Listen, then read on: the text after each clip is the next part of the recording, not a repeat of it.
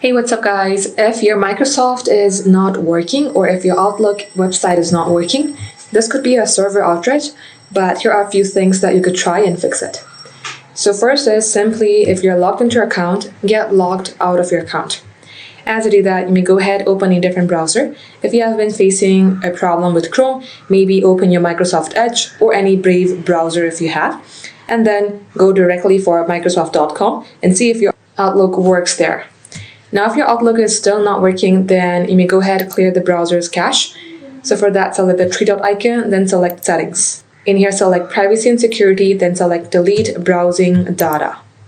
In here, you may go ahead and select the last hour or maybe 24 hours and delete the data.